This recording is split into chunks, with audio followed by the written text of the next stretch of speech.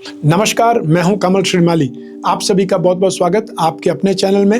और आज हम एक कन्या की कुंडली का विश्लेषण करेंगे कि किस कारण से शादी होते होते रह गई और जीवन की सबसे बड़ी त्रासदी भी उन्हें भोगनी पड़ी। इस कन्या को गले के ऊपर ठोड़ी पर बाल आने लगे थे। किसी न किसी डॉक्टर को दिखाने पर पहुंची और उन्होंने उसे ओवरी में कैंसर बताया और ऑपरेशन करके दोनों ओवरी निकाल दी।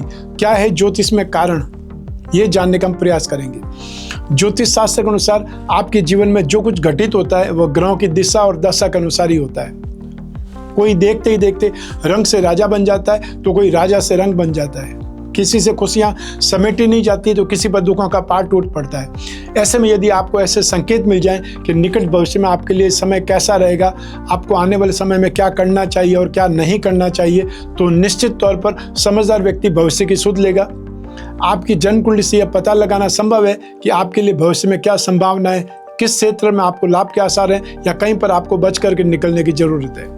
आज के युग में कैंसर का नाम सुनते ही रोगी अपने जीवन जीने की जो अवधि है उसका शीघ्र अंत मान लेता है। ज्योतिष में कैंसर जैसे भयानक रोगों की उत्पत्ति में कौन कौन से ग्रहों का प्रभाव रहता है, इसे जाना जा सकता है। मानव शरीर में कैंसर रोग के लिए कोशिकाओं की महत्वपूर्ण भूमिका होती है। कोशिकाओं में श्वेत रक्तकण और लाल रक्तकण होते हैं, अर्थात व्हाइट सेल्स और रेड सेल्स। ज्योतिष में श्वेत रक्तकणों के लिए कर्क राशि का स्वामी चंद्रमा और लाल रक्तकणों के लिए मंगल ग्रह सूचक है। कर्क राशि का चिन्ह हमेशा आपने देखा होगा केकड़ा है। केकड़े की प्रकृति होती है वह जिस स्थान को अपने पंजों से जकड़ लेता है उसे अपने साथ में लेकर ही छोड़ता है। इसीलिए कैंसर जैसे भयानक रोग के लिए कर्क राशि के स्वामी चंद्रमा का महत्व माना गया है। इसी प्रकार रक्त में लाल कण की कमी होने पर रोग प्रतिरोधक क्षमता में कमी आ जाती है, इम्यून सिस्टम वीक होने लगता है। ज्योतिष में मंगल ग्रह जातक के शरीर को बलशाली, साहसी और गर्म प्रति का सूचक माना गया है। साइड स्क्रीन पर इस कन्या की कुंडली है। इनका कर्क लगन है और कुंभ राशि है। ज्योतिष सीखने वाले लोगों के लिए यह ध्यान देने की जरूरत है, सीखने की जरूरत है। कर्क लगन के लिए कारक ग्रह चंद्रमा, मंगल और बृहस्पति। कर्क लगन के लिए अकारक ग्रह बुध, शुक्र और शनि। कर्क लगन के लिए तटस्थ ग्रह है सूर्य। तो वहीं कर्क लगन के स्वामी ग्रह चंद्रमा और चंद्रमा के मित्र ग्रह सूर्य और बुध। चंद्रमा के शत्रु ग्रह हैं राहु, केतु और चंद्रमा के लिए सम ग्रह है मंगल, गुरु, शुक्र, शनि। तो वहीं कर्क लगन के लिए बाधक ग्रह है शुक्र। लग्नेश चंद्रमा स्वयं अष्टम मारक भाव में शत्रु राशि में स्थित है। दाम्पत्य सुख भाव और अष्टम मारक भाव के स्वामी शनि सप्तम भाव में विराजमान है। सूर्य भी सप्तम भाव में विराजमान है। ऐसे में सप्तम भाव में पापी ग्रहों की, विच्छेदात्मक ग्रहों की स्थिति विनाशकारी है। ज्योतिष शास्त्र के अनुसार ओवरी कैंसर के कारणों में ग्रहों की स्थिति राहु, शनि, केतु और मंगल की स्थिति और कुछ विशिष्ट भावों की दशा शामिल होती है। पापी ग्रहों की दृष्टि जन्म ग्रह के साथ में होकर के षष्ठम, अष्टम या 12वें भाव पर पाप ग्रहों का होना। षष्ठम भाव रोग भाव में राहु मंगल की युति घटित है। लग्न पर पाप ग्रहों की दृष्टि होना या लग्न का स्वामी षष्ठम, अष्टम या 12वें भाव में चले जाना। इस कुंडली में लग्नेश चंद्रमा अष्टम भाव में स्थित है। वहीं लग्न पर सूर्य, शनि, मंगल की दृष्टि भी है। जिस भाव पर पाप ग्रहों की दृष्टि पड़ रही हो और चंद्रमा दूषित हो रहा हो उस भाव के अंग पर कैंसर रोग होता है या कैंसर जन्म लेता है। चंद्रमा अष्टम भाव आता है, प्रजनन अंगों पर कैंसर हुआ है।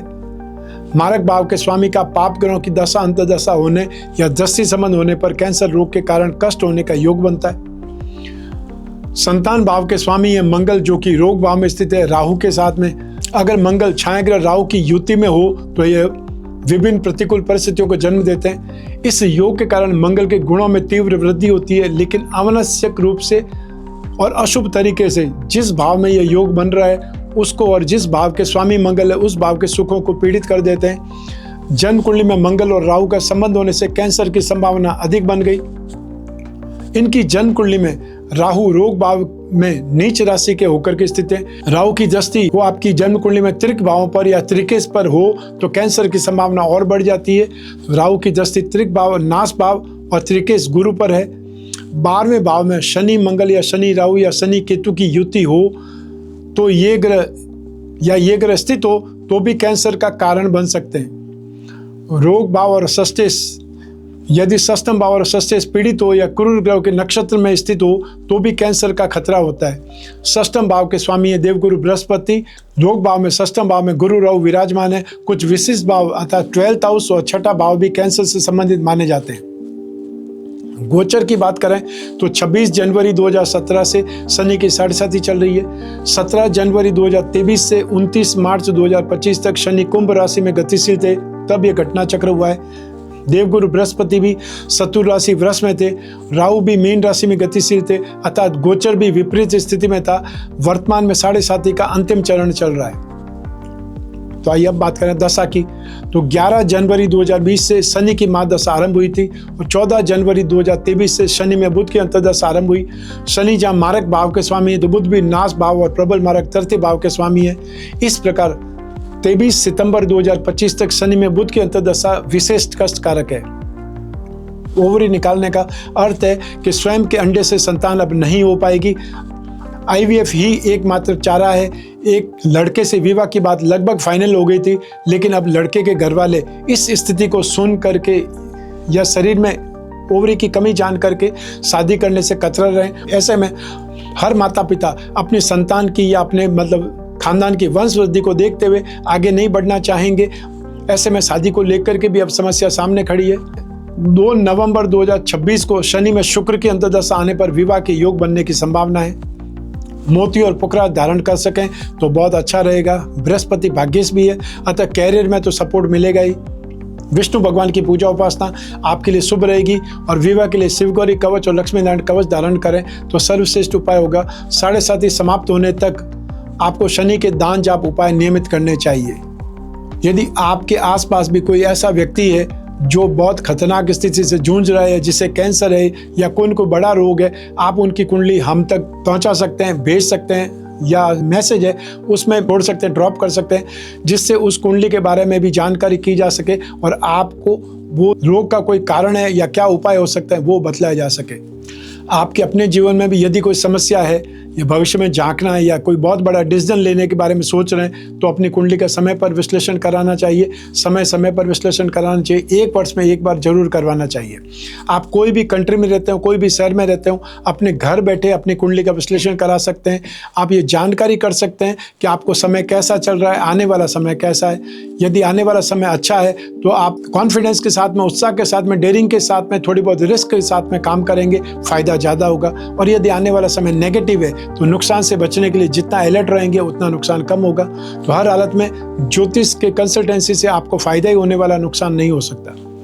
आपको सिर्फ और सिर्फ स्क्रीन पर दिए हुए नंबर पर संपर्क करके अपॉइंटमेंट फिक्स करना है या व्हाट्सएप पर मैसेज ड्रॉप करके भेजना है। हमारे टीम मेंबर्स आपसे संपर्क करके अपॉइंटमेंट देंगे और बात कराने तक जिम्मेदार बने रहेंगे।